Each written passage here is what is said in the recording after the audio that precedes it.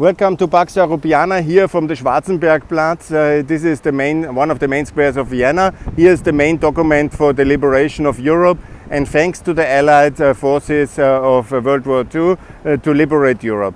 But what happened is a big mistake, because we allowed the narrative to develop that Russia alone, the Soviet Union, has liberated Europe.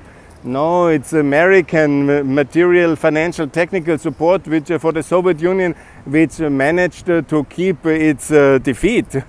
It saved the Soviet Union. Without it, Nazi Germany would most certainly have won.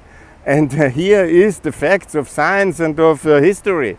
We cannot allow, then later when they have liberated Vienna, obviously they did. By the way, General Patton has liberated Western Austria, and we have no museum for him. And then Stalin, in the time of the occupation, it was turning very fast into an occupation, quite a cruel one, and a lot of people were kidnapped and jailed into Siberia, and a lot of crimes happened. And then he built this monument.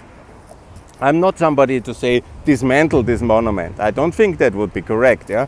But let's make an international historical commission how to remodel this monument away from the Soviet Stalinist narrative towards some kind of decent European understanding of what really happened in the Second World War and about the real contribution. And let's put it in a monument of the Allied victory. With General Patton here, with the Americans, with the British, with the French, yeah? A little bit French because they were also defeated, let's not forget it. And let's not believe the Russian narrative, which to this day they impose on Europe on the 9th of May, that they would have been the great liberators. Obviously they were also the victims, yeah? So many Russians have died, but they were the victims of the Hitler regime and of the Nazis and of the Stalin regime as well. The Ukrainians and so many of their minorities, but also the Russians. Everybody is a victim of this terrible regime. And today again, we are the victims of the Russian mismanagement, of the autocracy, of their brutality, of their militarism, and of the war machine. All of us pay the price. Of course, mostly the Ukrainians physically, but we all pay the price with our bad energy policy, agricultural policy, and also we pay the price that still we are not free. We are not fully free, because in our minds still Stalin and his narratives are spinning around. Yeah? They tell us all these lies about their victory. It was the victory mainly of the Americans, mainly of the Americans, yeah?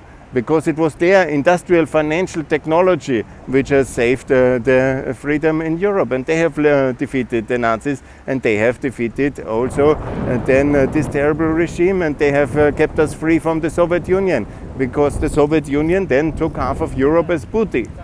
That is the historic fact.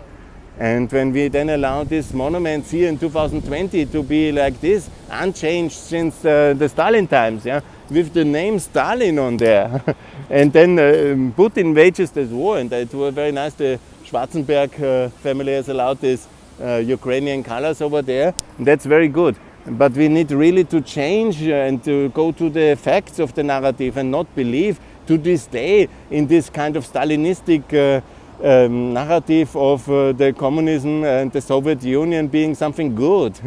It is the evil empire. It always was. They were terrible. And the inheritor of the evil empire, Putin, is now doing all these crimes directly as the heir of Stalin. That's why he doesn't care for people and is ready for all these atrocities, because he sees Stalin did the same and it was working, and so he does the same. And that's the story of the war and of the atrocities which we see here. And if we don't tackle the underlying lies like manifested in such monuments, we will never be free of the Russian narrative and the Russian domination. That's why I say let's do that, and let's celebrate first of all the Day of Liberation on the 8th of May. Let's remodel this monument. And let's also make sure that Ukraine will join the EU, NATO, and will adopt the euro, and will be fully part of the European Union, of NATO, and of the Eurozone, of the internal market, of our customs union, and will be fully part of the West, because that's what this war is about. Nobody has to deserve to live under such Putinist regimes, under such horrors. Yeah? We can do little for the Russians, but we have to liberate our friends, the Ukrainians, and help them. They were the biggest victim, the greatest victims, the most tremendous carnage has happened in Ukraine, and we should be absolutely to help them now. And the Austrians in the neutrality, obviously, they don't help because they hide in neutrality, and that's totally wrong. So that is what is needed. Austria to join NATO, and this monument to be remodeled, and then also to have an international historic commission to establish also the truth and get all these Stalin lies out of the Austrian historical conscience, and Austria to join NATO. So far, so good. That's my call here on the 7th of May. On the 8th of May, think about the liberation, say thank you to America, and on the 9th of May, it's European Day. Let's celebrate European Day. That's most important. Thanks a lot for listening. Bye.